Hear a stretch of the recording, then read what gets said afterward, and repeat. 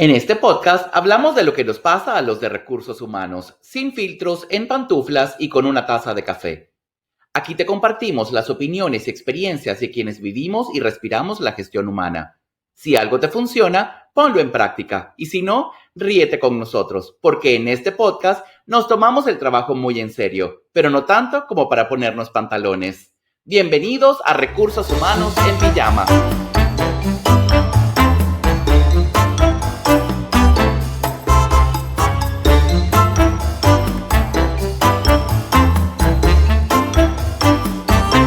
Bienvenidos a un nuevo episodio de Recursos Humanos en Pijama. El día de hoy vamos a hablar sobre esos secretos a voces.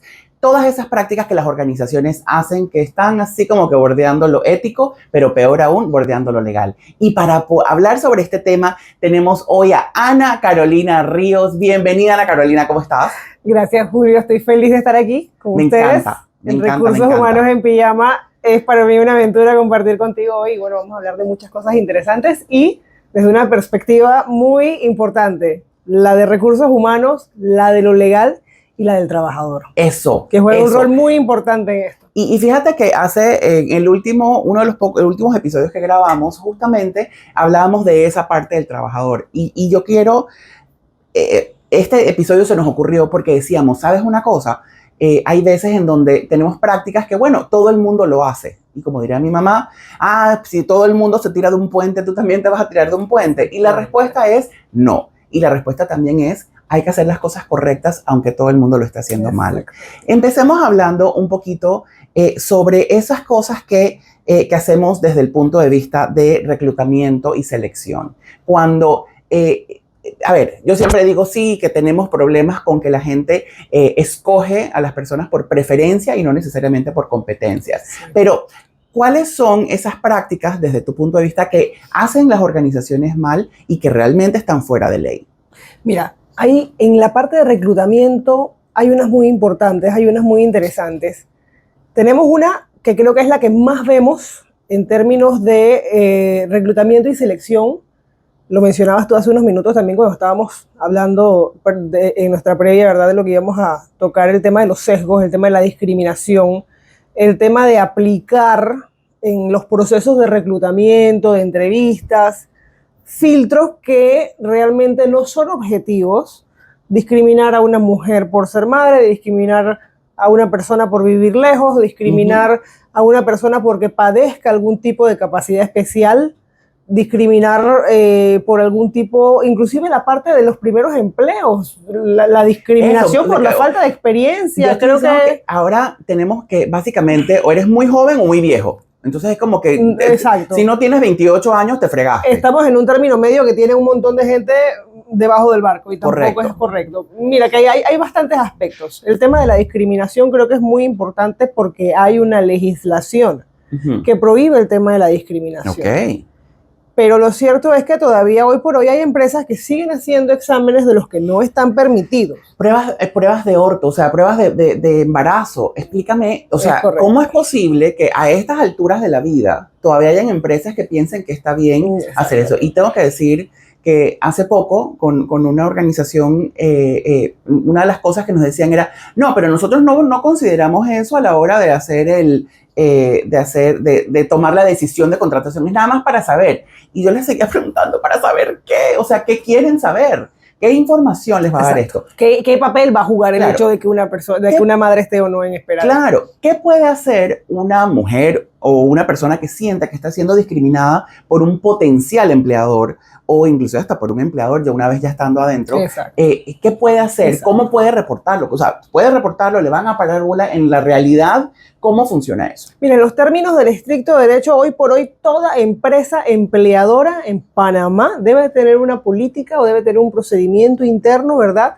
En el caso de quien ya es trabajadora de una empresa, ¿verdad?, debe existir un procedimiento para la solución de todo este tipo de conflictos y situaciones que pueden rayar dentro de los actos de acoso, discriminación y todo este amplio concepto de acciones o actos que pues son faltas. Debe haber un procedimiento interno donde esa trabajadora o trabajador, porque no es solo el tema de la mujer en embarazo, tú recuerda que solamente puedes hacer pruebas para descartar el consumo de sustancias ilícitas y para tener una apreciación del bienestar general de la persona. Porque también tenemos Hasta el tema ahí. de que hay empresas que hacen pruebas de VIH. Pruebas de VIH, pruebas de embarazo, prueba de otro tipo de enfermedades infectocontagiosas que hoy por hoy también, o sea, todo esto está prohibido por la ley. A lo largo de la relación laboral y antes de, pruebas para detectar el consumo de sustancias ilícitas, el padecimiento de alguna enfermedad, ¿verdad?, de nivel psicótico que ya te pueda permitir o Impedir o poner en riesgo la vida de otro, Claro. la vida del centro de trabajo. Pero tú no puedes estar haciendo pruebas de embarazo, tú no puedes estar haciendo pruebas de VIH, no puedes estar inclusive queriendo indagar más allá en la vida íntima de las personas y que tenga que ver con su salud, por ejemplo, y eso creo que es otro espacio muy gris que hay en la legislación, el tema de los fueros por enfermedades. Claro. No estás obligado como trabajador a dar la información. Hoy por hoy, vamos a la otra cara de la moneda, hay toda una serie de políticas internas buenas que son, que tienen una función de establecer medidas igualitarias para todo el personal, no está mal. Lo cierto es que el trabajador no está en la obligación de revelar ciertos padecimientos médicos. Claro. Entonces hay un tema de una discriminación seria. Las empresas deben tener sus políticas, las empresas deben tener sus procedimientos. Ellas están obligadas a atender las denuncias de estos actos discriminatorios. Si esto resulta en el despido de quien está siendo la persona que comete el acto de discriminación, bien, si la investigación resulta en que pues, no ha ocurrido realmente un hecho de este tipo, se tiene que solucionar, ¿verdad?, a lo interno y tiene que existir una resolución interna de lo que se investigó. Si la empresa no lo tiene, la persona está en la disposición, puede estar en la disposición de ir a un Ministerio de Trabajo. Ok, wow. Ahora, vámonos a otra parte, porque uno de esos misterios, y no gozosos, pero uno de esos misterios que yo veo también que ocurren en muchas organizaciones es cuando de repente la gente desaparece por mutuo acuerdo. Y quiero entender un poco de la correcta utilización de un mutuo acuerdo, porque es mentira. Hay veces en donde sencillamente te quiero despedir porque ya me harté de ti, porque no tengo un motivo y lo que hago es un mutuo acuerdo. Fine. Lo que quiero saber es qué tanto funciona eso, qué tanto realmente yo debería sustentar una terminación para saber que realmente tengo razones, o qué tanto abusan las organizaciones de los mutuo acuerdos. Mira, el mutuo acuerdo es quizás una de las formas de terminación más comunes y más utilizadas. Quiero primero quitarle quizás la etiqueta oscura, demonizar al mutuo acuerdo, porque no es que es una medida... No es una mala práctica. No está prohibido, no es una mala práctica. Quiero empezar quizás por ahí, ¿verdad?, dando ese preámbulo. El Código de Trabajo permite el mutuo acuerdo. No obstante, hay que decir que el mutuo acuerdo es precisamente eso, un acuerdo de dos partes. La empresa, por un lado, que ha propuesto algo, y el trabajador que lo ha aceptado porque conscientemente entiende que se están cumpliendo y respetando sus derechos, y un poco más porque parte también de los mutuos acuerdos a veces es que se puede añadir algún beneficio adicional. El problema está cuando la empresa lo que quiere es quitar derechos. Ese es y la un persona problema. no conoce sus propios derechos y lo acepta. Y bueno, ni modo. Exactamente. Ahí ya hay un tema de pues, desconocimiento de parte del trabajador, por un lado. Es importante, siempre yo le digo, que las personas estemos informadas de cuáles son los derechos adquiridos en Panamá, a qué vamos a tener derecho en determinado caso, para que estos eventos no nos tomen por sorpresa. Pero lo cierto es que el mutuo acuerdo es permitido por la ley siempre que conste de ese espíritu, de que es de acuerdo mutuo. Ojo, algo importantísimo, el mutuo acuerdo no permite la renuncia de derechos.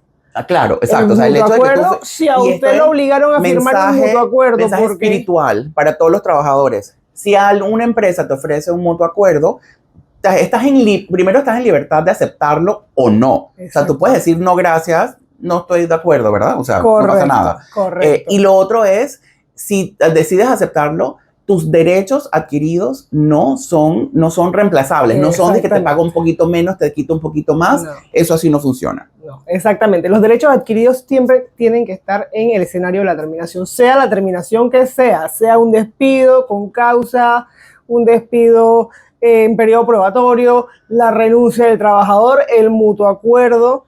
Siempre lo que es el 13º mes y las vacaciones tienen que estar integrados allí en ese acuerdo. Si la relación es indefinida, métale la prima de antigüedad siempre. Okay. Esos 3 derechos son irrenunciables. Okay. Inclusive hay formas de despido que contemplan indemnización, preaviso, el despido, por ejemplo, de trabajador con menos de 2 años de servicio. Todo eso es parte del paquete. Entonces, si eso está ahí, en la medida de que usted tenga la capacidad de constatar que sus cálculos están bien y demás, que usted tenga una idea, es un buen acuerdo. Claro. Y es un mutuo acuerdo que tiene que constar con su voluntad. Es decir, yo lo voy a firmar voluntariamente. Ahora, vámonos a la parte organizacional. ¿Qué tienen que considerar las empresas para asegurarse de que están haciendo las cosas bien en términos de esas terminaciones, ya sea por mutuo acuerdo o por la razón que sea? Exacto. Mira, lo primero es que la empresa tiene que estar segura de que está pagando bien los mutuos acuerdos. En la medida de que no está, primero que no está dejando de pagar derechos adquiridos. Muy importante. A veces me he encontrado con empresas que vienen con un trabajador que había acumulado vacaciones y tenía 4 o 5 meses de vacaciones. No, yo negocié con él y le voy a dar solo 2. No. Wow. Eso no aplica. No. Ni aunque lo negocies. Todo. Exactamente. No, aunque los negocios no los puedes Exactamente. Perder. Lo cierto es que en el mutuo acuerdo, la indemnización, por ejemplo, es negociable. Ok. Es negociable. Puede ser que yo pague toda, puede ser que acordemos el pago de una menor indemnización. Hay formas de negociar el mutuo acuerdo. Lo cierto es que el trabajador tiene que aceptar las condiciones. El trabajador, a ver, también me pasa mucho y nos ha tocado, creo que a todos en el área de recursos humanos y en la comunidad que compartimos, escuchar lo de trabajadores que de repente aparecen y dicen no, que me obligaron claro. a firmar, me obligaron a firmar. Y al final, como no te obligaron, al final quizás sí hubo una comunicación, te habrá atendido quizás una persona externa o alguien de la empresa, te han ofrecido un acuerdo, no estabas consciente de los montos en ese momento y demás y terminaste firmando porque te convencieron, algo por el estilo. Las empresas a veces se valen de medidas un poquito oscuras, diría yo, porque coaccionan, amenazan. Que si no te vamos a votar y vas a tener un mal récord, o sea, te meten un poquito... Eso obviamente, ¿verdad? En la medida que tenga como objetivo reducir los derechos del trabajador, está mal. Okay, eso está mal. O sea, tú no puedes pretender... Tampoco me lo asustes para que la persona firme con algo que no debería firmar. Que no es lo que le toca en ley. Y si yo firmo, listo, me dijeron, mira, quita tu mutuo acuerdo, vamos a quitarte todos tus derechos, y yo, bueno, yo firmo porque me da miedo que me metan preso, porque exactamente. Porque es que tú estabas involucrado y supiste un robo y te puedes meter preso. Exacto. Y yo digo, bueno, yo firmo. Al final, yo debería poder reclamar de todas maneras. Sí, es correcto. Si en ese documento consta la terminación por mutuo consentimiento, pero no consta el tema de los derechos adquiridos, el trabajador no ha recibido el pago de los derechos adquiridos y demás, es totalmente viable que él proceda con una demanda por derechos adquiridos. Entonces, es totalmente viable. Ese mensaje a las empresas es, tarde o temprano te puede morder de vuelta el asunto. Te hiciste el vivo ahorita y lograste algo, pero realmente a la larga no te está funcionando. No solamente desde el punto de vista legal, y que te vas a terminar pagando y probablemente con multas y con otras cosas, sino también desde el punto de vista reputacional. Exactamente. Así, mira, quizás para complementar un poquito la idea, así como el mutuo acuerdo puede tener ahorita unas pintas medias oscuras para el trabajador, las empresas tienen que saber que los trabajadores pueden demandar los mutuos acuerdos. Yo les digo a los clientes, el mutuo acuerdo te va a reducir los riesgos, vamos a mitigar los riesgos de una demanda laboral, pero tienes que estar consciente de que todos los derechos del trabajador tienen que ser respetados. Ya si los paquetes de compensación están contemplando la indemnización, están contemplando otra serie de beneficios, pues perfecto, amén de los pastores, en la medida en que eso cubra los derechos adquiridos del trabajador a los que de verdad tenía derecho, estamos bien. Pero lo cierto es que el trabajador puede demandar un mutuo acuerdo.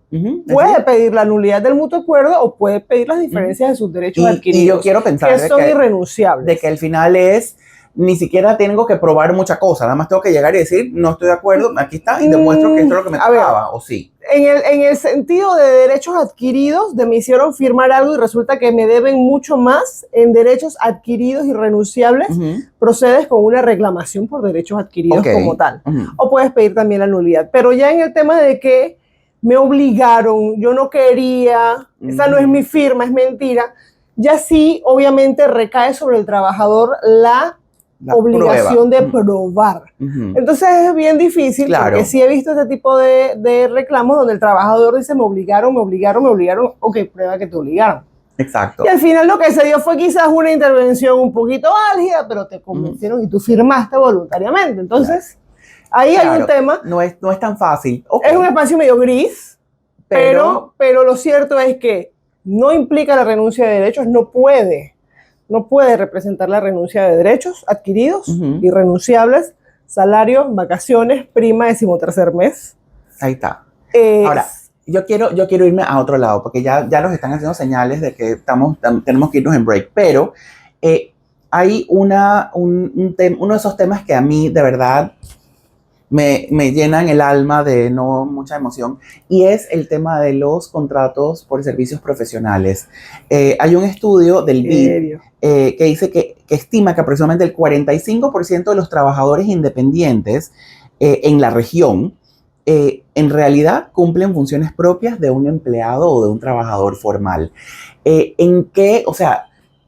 ¿Cómo podemos no utilizar mal un contrato por servicios profesionales? Y, a ver, yo creo que esto lo tengo tatuado en la espalda.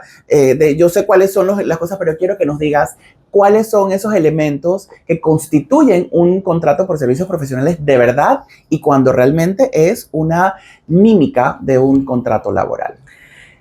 Mira, en la norma dice dependencia económica y subordinación jurídica. Esa es la muletilla de nosotros, del abogado. Dependencia económica y subordinación jurídica es relación laboral. Así es. A ver, pero hay muchas otras cosas que pasan en el día a día de la organización que te llevan a poder probar que una relación sí es laboral. Ok. Definitivamente me tengo que parar en la perspectiva del derecho y si no hay dependencia económica, es decir, hay varias fuentes de ingreso y si no hay una subordinación jurídica, yo no te mando, tú no recibes instrucciones de mí, no hay una relación laboral. No obstante, si resulta que usted tiene muchos prestadores de servicio, muchos profesionales a su servicio, cumpliendo roles inherentes a su operación, vamos a poner un ejemplo. Usted es una fábrica de telas y tiene a todas las señoras que fabrican ahí por servicios. Y llegan todos los días a las 8, se van todos los días a las 5, tienen una hora de almuerzo, les pago el 10º, me tienen que reportar si están enfermas, si tienen incapacidad. Eso es claramente una relación laboral. ¿Qué ejemplo podemos utilizar para decir eso es un servicio profesional? Bueno, usted tiene una oficina, vamos a ponernos en la perspectiva de nosotros, de los abogados. Tenemos una oficina, habemos muchos abogados, habemos asistentes, habemos un grupo de personas que vamos todos los días porque prestamos el servicio inherente a la operación, pero hay una persona que ve computadoras y va una vez a la semana. Ok, vale. Hay una persona que limpia y va 2 veces a la semana. Hay un mensajero que pasa todos los días 2-3 horas al día, recoge, organiza, se lleva, va y hace mensajería a 7 empresas más en el día. Entonces, esos son ya ahí no tiene dependencia económica, profesionales. Claro. No están en mi planilla. Muchas veces yo no les estoy, obviamente, exigiendo un tema de cumplir horarios. Puede que sí, obviamente haya un tema de horarios para el servicio, pero inciden más en él. 5 minutos tarde, no va a pasar absolutamente nada. Cosas por el estilo.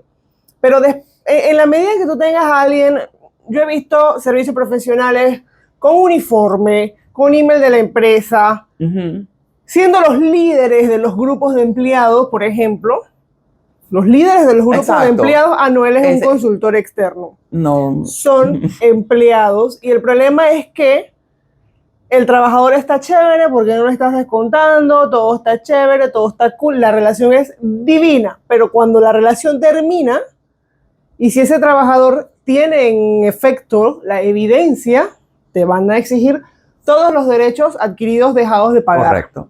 Sí, porque cuando se acaba un contrato por servicios profesionales no te pagan nada. No tienes que haber recibido nada. No tengo nada. Pero si ya yo quiero reclamar vacaciones y no sé qué y todo lo demás. Exactamente. Entonces, para un trabajador que ha prestado servicio bajo condiciones laborales es bien fácil hacer ese reclamo. Claro. Wow. Y esa es la parte laboral. Ojo, les voy a decir cuál es la que da miedo. Ok. Caja de Seguro Social. Ok. Caja de Seguro Social tiene una palabra espectacular. Dice, simulación de actos jurídicos para evadir impuestos. Básicamente significa que usted simuló una relación comercial y nunca pagó impuestos salariales. Entonces, ¿qué pasa? Ya dijimos lo que puede pasar laboralmente hablando, es decir, esa persona puede probar ante un juez que sí te prestabas, que sí había una relación laboral. Correcto.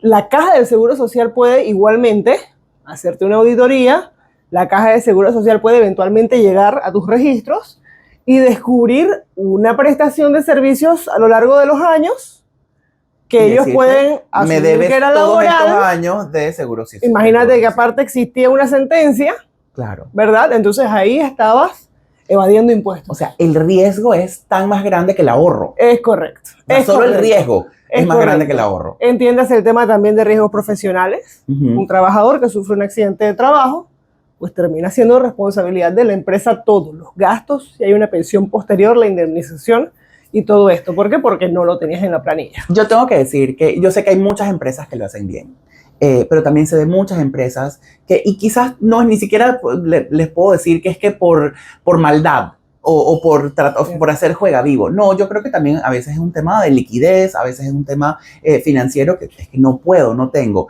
Y yo entiendo eso. Sin embargo, creo que hay que sopesar y decir, espérate, ¿cómo prefiero hacer las cosas? Exacto. ¿Hacerlas bien o sencillamente amarrarme los pantalones como puedo para hacerlas bien o hacerlas Exacto. mal y jugármelas un poco? Ahora que regresemos de este break, que nos vamos a tomar un breakcito, quiero que conversemos un poco sobre ti, sobre todas las cosas que has hecho. Y bueno, regresamos en unos minutitos con Recursos Humanos en Pijama. Nos vemos pronto.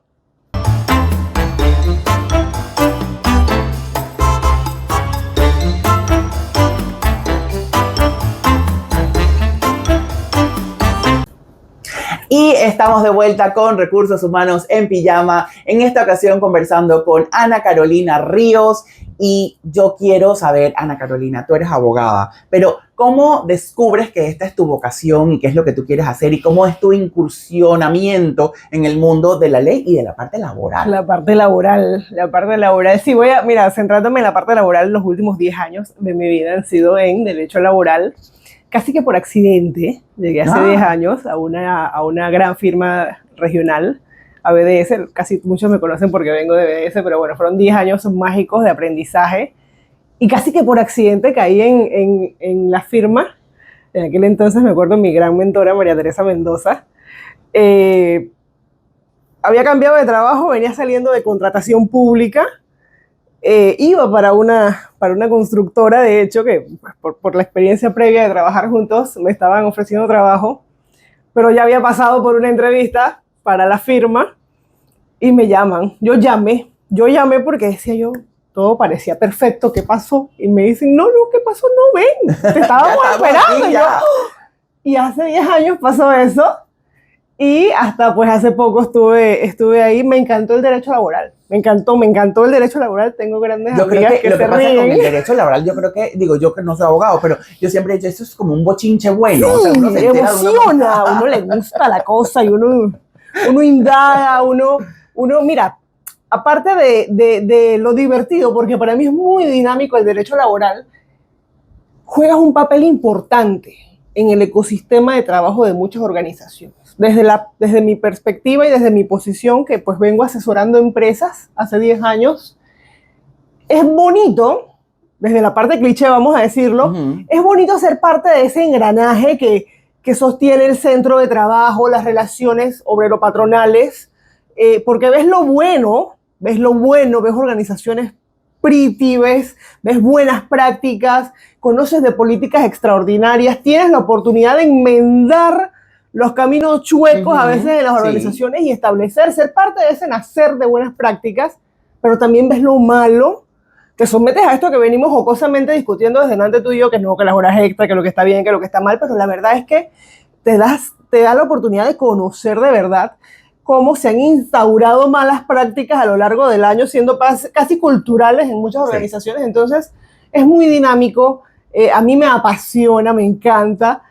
Algunas amigas se ríen de que te encanta que enfrentarte con un trabajador, pelear con alguien. Cuando el trabajador no está haciendo las cosas bien, yo amo ese pleito, claro. Me encanta porque porque es que también es parte de cuidar. Así como cuidar a los trabajadores es necesario, es obligatorio cuidar el derecho de los trabajadores, también jugamos un papel importante en los que de alguna forma cuidamos las organizaciones, porque también hay demasiado juega vivo Sí, en, y yo en creo el que, ámbito y laboral. fíjate que hay algo interesante, ahora que mencionas eso, porque hay veces en donde algunas personas pueden ver a los abogados laboralistas como, es que ellos son los defensores de las empresas y aquí el trabajador es ¿sabes? Como lo frágil o lo que se va a fregar de todas maneras. Y yo creo que, a ver, en mi experiencia, yo he trabajado con muchísimos abogados laborales que son espectaculares y de hecho yo siempre les digo, ténganme paciencia porque yo me creo abogado. Entonces, como yo me creo abogado, yo invento una sarta de locuras y bueno, ellos me corrigen. Pero he tenido ese privilegio y me he dado cuenta de que en efecto, o sea, me regañan y me dicen, no, esto lo hiciste mal. Entonces, Claro. corrígelo de esta manera. Entonces, yo creo que si hay algo que me llevo de quienes son laboralistas, a ver, un Javier Vallarino, siempre, tú sabes que él es Por nuestro, supuesto, así, es nuestro nuestro querido, rockstar en claro, San Javier Vallarino. Pero yo creo que tiene que existir ese balance. Cuando tienes un abogado laboralista que realmente te Exacto, hace las cosas bien, hay un balance. Ahora, exacto. yo sé que en esos 10 años que has llevado de práctica, seguramente han habido cosas que han sido interesantes. Cuéntanos, aunque sea un Mira, casito, algo que tú dices, esto fue de terror, historia de mira, terror. te voy a decir, vi muchos casos, que al final del camino tú dices, oye, de verdad no está bien lo que muchas empresas hacen o no está bien lo que muchos trabajadores hacen. Con el tema del teletrabajo, y esto es bastante reciente quizás, post pandemia, que todo se popularizó o que se popularizó tanto la forma remota de hacer las cosas y demás, tuve la oportunidad de observar de cerca los resultados que estaban dando los procesos de reclutamiento remotos mal implementados. Y tenía, ¿verdad? Un cliente que cada, cada 2, 3 par de días, ¿verdad? Tenía que hacer despidos en periodos de prueba o se había pasado el periodo de prueba y estaba viendo cómo tenía que sacar a alguien urgentemente porque había contratado o terminó contratando muy recurrentemente a personas que simplemente cero perfil, cero compromiso. Y te Los pongo un contratabas para ejemplo. trabajar remotos y entonces al final no Al hacían lo que tenían que final, hacer. no, el implementar así a priori y sin revisar muy bien esos procesos de reclutamiento remoto los alejó por completo del filtro humano, los alejó por Claro. completo de la perspectiva real de si el sujeto está o no en compromiso de adquirir una plaza de trabajo, que ojo, no es que los sistemas remotos estén mal, No, hay que pero implementarlos bien para que claro. todo eso Y wow. cubra tu proceso de Antes de que reclutamiento. sigas, yo solo quiero decir que me acabas de abrir los ojos a algo supremamente interesante y es el hecho de que a veces la tecnología entorpece el resultado Exacto. y lo que tenemos nosotros es que saber cómo lo ¿Cómo utilizamos para que funcione en utilizarla? nuestro beneficio. Correcto. Sigue con el cuento, que está bueno. Mira, ¿y qué pasó? Terminábamos teniendo que ingeniar para terminar relaciones con total justificación, ¿verdad?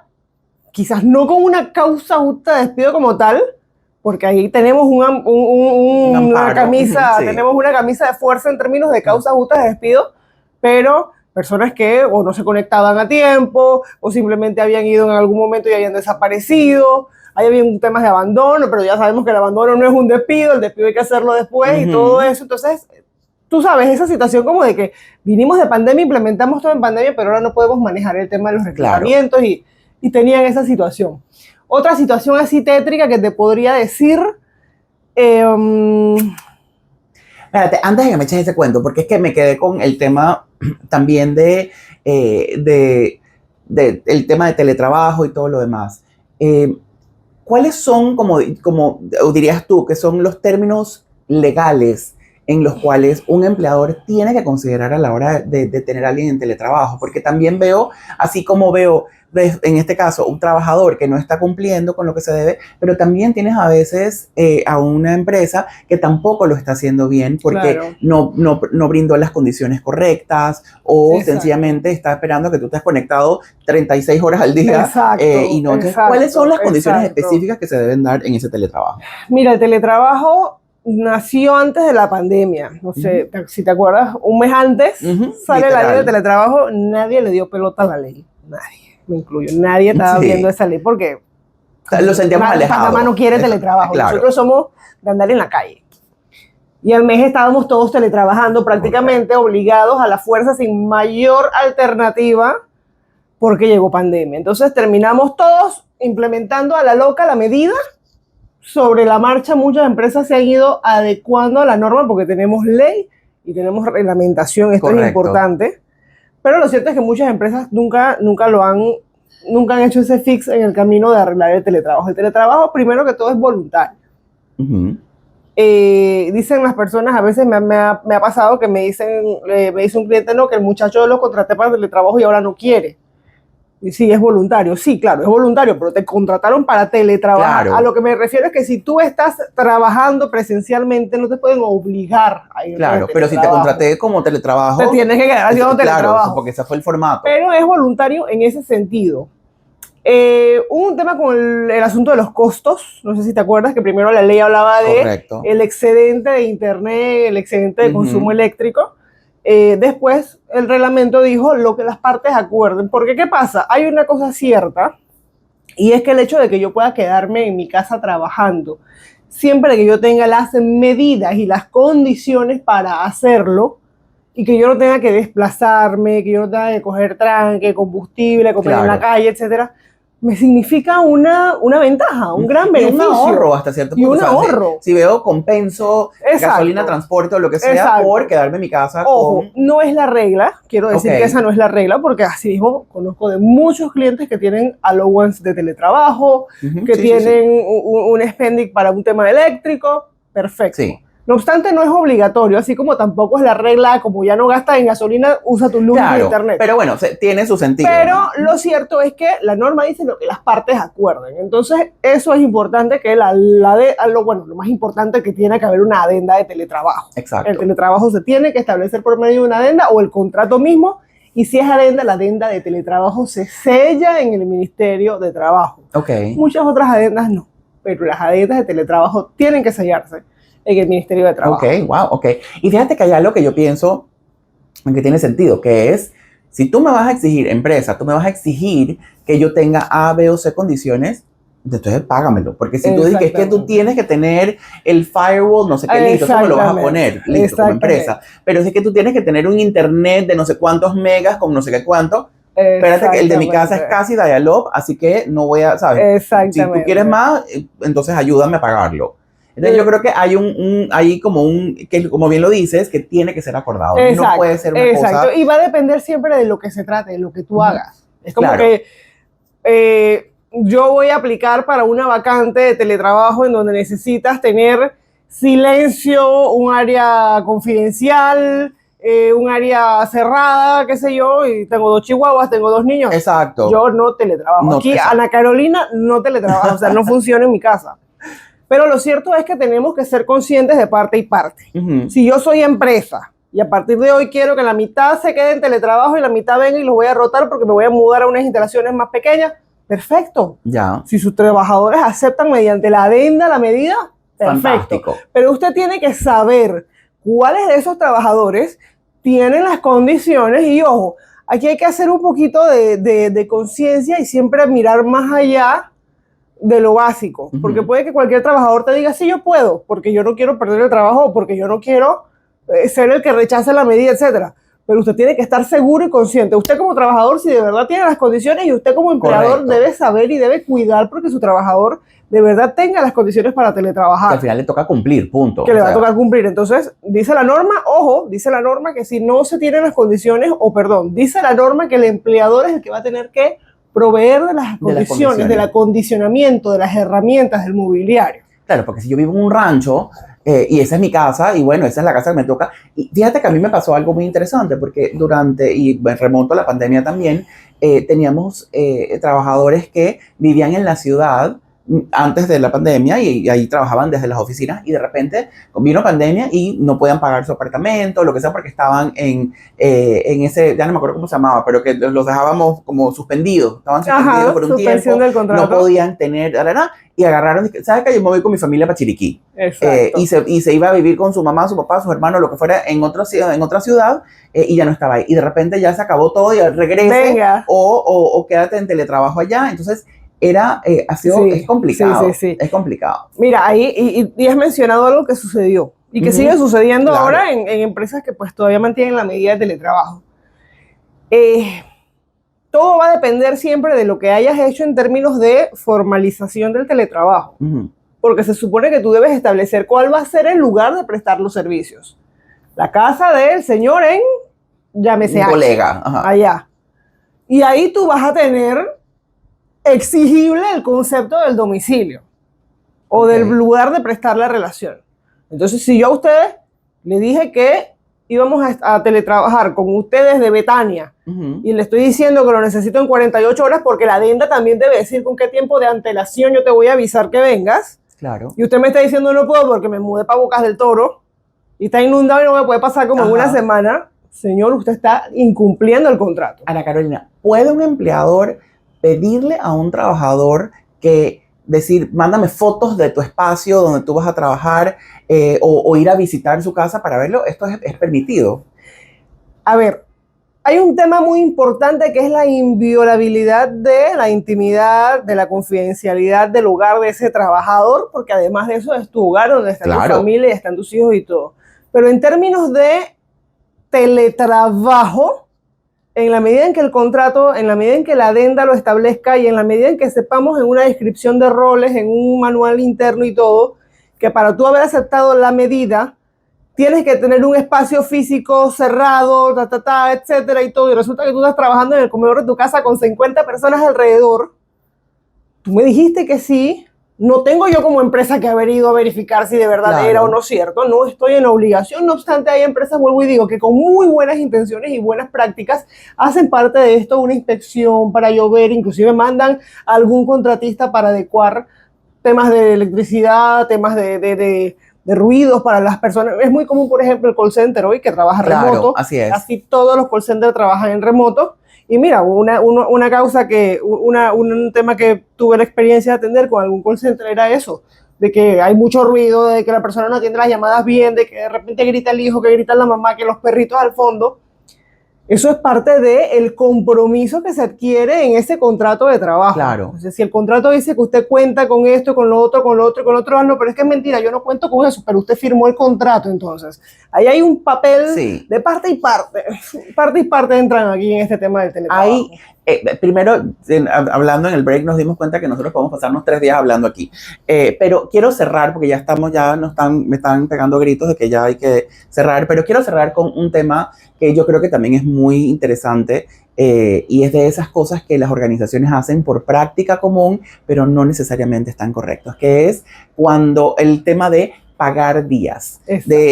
Tú quieres el día 10 y el 11 y el 12 son libres, pero el 11 no. Entonces, bueno, tú pagas el 11 por unas horas adicionales, pero no les pagan las horas extras. No hacen, o sea, ¿cómo funciona y cuál es la forma correcta de aplicar eso? Lo tenemos la otra semana. La otra semana lunes, martes y miércoles. Empieza la mala praxis la otra semana. Lunes, martes y miércoles. A ver, aquí me van a odiar, pero el 4 no es feriado. El 4 de noviembre no es feriado, señores. El 3 y el 5 sí, el 10 y el 28. El 4 no es feriado, no obstante, culturalmente y en la práctica muchas organizaciones permiten a sus trabajadores que el 4 no tengan que prestar el servicio. ¿De qué forma? Bueno, hay muchas formas. Permiso remunerado, la más común, no pasa nada, permiso remunerado, después vemos qué hacemos. Vacaciones, yo le puedo decir, ¿se quieren quedar? Bueno, se los resto de vacaciones, no pasa nada, inclusive una licencia sin sueldo, porque yo quiero quedarme ese día en mi casa y resulta que si hay que eso me gusta porque al final, si tú aceptas, no pasa nada. Ojo, no es que porque yo te di el descanso, ¿verdad?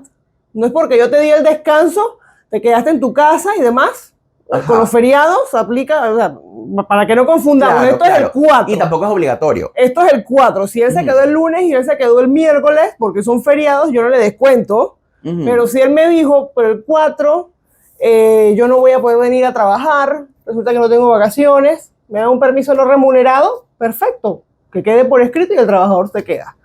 Pero no es que diga que como me quedé el 3 también te descuento el 3, no. El 3 y el 5 son descansos remunerados. Lo cierto es que en la práctica el 4 de noviembre es muy frecuentemente otorgado como un día de descanso adicional a las empresas. ¿Qué es lo que no deben hacer? A que toda la semana se quedaron 2 horas extras pagando el 4. Eso no está bien. Pero ¿sabes qué? Esas son horas extras. ¿Tú sabes cómo se justifica las organizaciones? Porque es que el gobierno lo hace. El gobierno no se rige por el Código de Trabajo. Eso es muy importante. Eso es muy importante. El gobierno no se rige por el Código de Trabajo. Cada institución pública tiene su propio reglamento interno. Y es una medida muy común el compensar los días. Los funcionarios pagan el 4, los funcionarios pagan carnavales, los funcionarios pagan Semana Santa. Es común. Pero en la empresa privada no funciona. El órgano judicial te suspende los términos. Todo esto sucede y es muy común. No obstante, en la empresa privada esto no funciona así. No podemos. ¿Por qué? Porque cualquier medida o disposición, por más que el trabajador esté de acuerdo, que implique una violación a las normas del Código de Trabajo, en este caso a los límites de la jornada, eso no es legal. Es inválido, es nulo en el caso de un reclamo. Al final, si yo trabajo de 8 a 5 y me estoy quedando hasta las 6 todos los días, esa hora en teoría no, la ley dice tiene que ser remunerada. Y estamos hablando de días especiales en los que se paga un día para no venir. En el día a día ya hay muchas organizaciones que están haciendo o están implementando el plan de la semana corta. Ajá. Y no está mal. Entonces me pasó que recibí clientes desde las 2 esferas. El que venía con el plan de semana corta y decía, ya no van a venir el sábado, pero todos los días se van a quedar 1 hora más. Ajá, y venía el que me decía, semana corta, ya nadie va a tener que venir el sábado. Claro. Pero a lo largo de la semana ibas a tener que cumplir con tu plan de trabajo, pero dentro de tus horas, el mismo horario de trabajo. Y es que yo creo que nadie se ha dado cuenta de que hora adicional de trabajo corresponde o requiere que se te paguen las horas extra. Y amén de aquellas organizaciones que te vienen con te descuento si llegas tarde, pero si te quedas más tarde no te lo pago extra. Exactamente. Ana Carolina, quiero que me des 2 mensajes, uno para los empleadores y uno para los trabajadores, de cómo hacer las cosas dentro del marco de la ley y cómo actuar correctamente, no solamente legalmente, sino éticamente. Mensaje para primero para los trabajadores. Primero para los trabajadores. El adquirir un puesto de trabajo es un compromiso. Creo que es muy usual ahorita en el mercado, no sé si es un tema generacional, no sé qué es lo que está pasando, pero ahorita es muy común en el mercado la renuncia silenciosa, la renuncia inmediata de personas que acceden a un puesto de trabajo y simplemente lo dejan a las semanas, lo dejan a los meses, no vienen con ese switch de voy a involucrarme en una organización, voy a jugar un rol dentro de una estructura, voy a tener que seguir instrucciones, voy a tener que brindar resultados, cumplir metas y demás. Entonces tienes un fenómeno a lo interno de las empresas de trabajadores que simple y sencillamente gastas en onboarding, gastas en capacitación, pones uniforme, qué sé yo, la laptop nueva, etcétera, y a las 2 semanas al mes el trabajador me voy, renuncio, no quiero. Exacto. De la cultura de Entonces, la empresa. El trabajador tiene que saber que aceptar un puesto de trabajo es comprometerse a brindar el servicio. Ojo, si la cosa está mal en la empresa, si no es lo que querías, si definitivamente... Comprométanse. Pero comprométanse a trabajar. Otra cosa es el tema de la ley. Ojo, y esto hay que decirlo bien clarito. Nuestro Código de Trabajo en Panamá, nuestra legislación laboral en Panamá es pro trabajador. El centro del Código de Trabajo es proteger, salvaguardar el derecho de los trabajadores. Pero eso no es sinónimo de sinvergüenzura. Hay mucho trabajador también que a veces quiere jugar vivo y eso no es correcto porque al final del camino, por ahí estamos nosotros y las empresas nos buscan y les ayudamos a las empresas a salir de trabajadores que no cumplen o a enmendar las cosas a lo interno y te encuentras entonces con un grupo de trabajadores que son la resistencia y no quieren las medidas y no quieren los reglamentos y no quieren las políticas porque claro, se han acostumbrado a jugar vivo, a hacer lo que les da la gana y de cierto modo, como nuestra legislación es pro trabajador, a veces las empresas no pueden sacarnos. Y encima, las tardanzas, es horrible las tardanzas, señores. Sí es verdad, las tardanzas no son causa justa de despido, pero son horribles, es una cosa increíble, porque las empresas, y es frustrante, no te creas, a veces para nosotros como abogados, nos han llegado los clientes y nos dicen, pero todos los días llega tarde. Lamentablemente no podemos despedir por tardanzas, claro, pero podemos suspender si tenemos un reglamento interno. Tenemos que descontar el tiempo en el que no nos prestan servicio, y esa no es la sanción. Ojo, el descuento es una facultad que yo tengo como empresa. Ausencias te descuento, eso no es sanción. Pero sí, el trabajador tiene que saber que, oye, es un compromiso de ser parte de una organización y jugar un rol. Jugar vivo. Exactamente. Mensaje para las empresas. ¿Cómo lo hacen bien? ¿Cómo lo hacen mejor? Mira, la capacitación es súper importante. La capacitación es súper importante, creo que esa es una de las facetas que a mí más me gusta y más disfruto también dentro de la parte de la asesoría laboral.